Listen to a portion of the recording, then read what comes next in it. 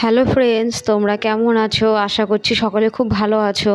তো আজকে আমি একটা রেসিপি নিয়ে চলে এসেছি। তোমরা থাম্বনেলটা দেখে বুঝতেই তোমরা এই কোকোনাট পাউডার অনেকে অনেক রকমভাবে ইউজ করেছো এবং আমিও করেছি, কিন্তু আজকে যে আমি রেসিপিটা বানাচ্ছি একেবারেই অন্য রকমের নারকেল কোরানো ছাড়া আমি ঝটপট এই নারকেলের পুরটি বানিয়ে নিব। এটা দিয়ে পিঠে, নাড়ু আপনারা যে কোনো কিছুই বানাতে পারেন। আমি প্রথমে একটা প্যান নিয়েছি। প্যানটা গরম হয়ে যাওয়ার পরে আমি আঁচটা একদম লোয়ে করে দিয়েছি। এবারে আমি নারকেলগুলো সব প্যাকেট থেকে দিয়ে দিচ্ছি। দিয়ে আমি এটাকে একদম লো হিটে এটাকে একটু হালকা করে ড্রাই রোস্ট করে নেবো, যাতে প্যাকেটে দীর্ঘদিন বন্ধ থাকার কারণে যে স্মেলগুলো আসে সেইগুলো আর থাকবে না। তো আমি এইভাবে একটু ড্রাই রোস্ট করে নিচ্ছি। আপনারা চাইলে এটাকে এই রোস্ট করে নেওয়ার পরে একটু হালকা উষ্ণ গরম জলে কিছুক্ষণ ভিজিয়ে রাখতে পারেন 10-15 মিনিট। বাট আমি এখানে ভিজাচ্ছি না, সময়টা কম বলে ভিজানো ছাড়াই করে নিচ্ছি। তো দেখুন, আমি আগে দেখাচ্ছি কিভাবে কি করতে হবে। খেতেও কিন্তু টেস্টে কোনো রকম ডিফারেন্স কিছুই আসে না, আর খুব ইজি শর্টকাটে হয়ে যায়। এখানে আমি 2 কাপের মতো নারকেলের পাউডার ছিল, তার মধ্যে আমি 2 কাপের মতো গুড় দিয়ে দিচ্ছি। আমার কাছে জাগরি ছিল, এটা আপনারা গুড়ের বদলে চিনিও ব্যবহার করতে পারেন, আর আমি ঘরে গুড়টা বেশি ইউজ করি। তো আমি গুড় দিয়ে এটা হালকা একটু মিলিয়ে নিচ্ছি। নেওয়ার পরে এখানে আমি একটু উষ্ণ গরম জল দেব।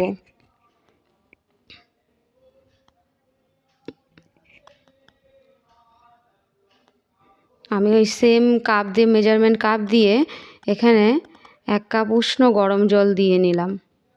জলটা অবশ্যই আপনারা উষ্ণ গরমটাই ব্যবহার করবেন, কারণ যেহেতু আমাদের নারকেলটা আগে থেকেই আপনার হচ্ছে ড্রাই, তারপরে হচ্ছে আপনার গুড়টাও তেমন একটা শুকনো জাগরি, যেহেতু এটা পাউডার গুড়, সেটা তো খুব একটা জল নেই। এটা পরে আস্তে আস্তে হিটের সঙ্গে ওটা একটু মিশে যাবে। আর আমি কিন্তু এখানে গ্যাসের আঁচটা একেবারে লোয়ে রেখেছি। গ্যাসের আঁচটা সবসময় লোয়ে রাখার চেষ্টা করবেন। তো এইভাবে একটু মিলিয়ে নিচ্ছি ভালো করে। খুবই তাড়াতাড়ি আর খুবই ইজি হয়ে যায় এটা। খুব জোর 15 মিনিটের মধ্যে আপনাদের একটা বেশ ভালো নারিকেলের পিঠে বানানোর জন্য, বা আপনারা নাড়ু বানাবেন তার জন্য একটা পুর তৈরি হয়ে যাচ্ছে। খেতেও বেশ ভালো লাগে। তো আমি এটা কয়েকবার এইভাবে বানিয়েছি, আপনারা যে কোনো গ্রোসারি দোকান, মলে পেয়ে যাবেন। তো ভালো, আপনাদের সঙ্গে আবার শেয়ার করি এটা। খুব মিডিয়াম আঁচে এটা খুব আস্তে আস্তে হচ্ছে। তো আমি এর মধ্যে একটু এলাচ 2টো দিয়ে দিলাম, আপনারা গুঁড়ো করেও দিতে পারেন, আমি এমনি দিয়ে দিচ্ছি, তাহলে সেন্টটা খুব ভালো হবে। আর এমনিও তো আমরা কাঁচা কোকোনাট যখন ব্যবহার করি, ওটার মধ্যেও আমরা এলাচ ব্যবহার করে থাকি।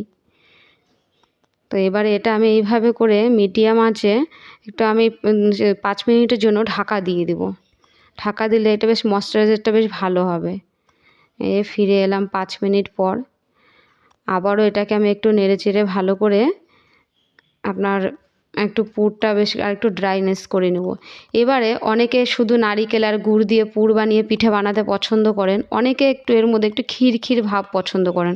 তো সেক্ষেত্রে আপনারা এর মধ্যে 1 কাপ দুধের মধ্যে 2 চামচ চালের গুঁড়ো মিশিয়ে, বা সেখানে সুজি মিশিয়েও দিতে পারেন, যেটা আপনাদের পছন্দ, দিয়ে এর মধ্যে একটু দিয়ে মিডিয়াম লোয়ে একটু নাড়াচাড়া করলে বেশ ওটা একটা মানে ক্ষীরসা হয়ে যাবে। এই দেখুন, ঠিক এইরকম হয়ে গিয়েছে। তো আজকে এই রেসিপিটা আপনাদের কেমন লেগেছে কমেন্ট করে জানাবেন। Please like, share and subscribe.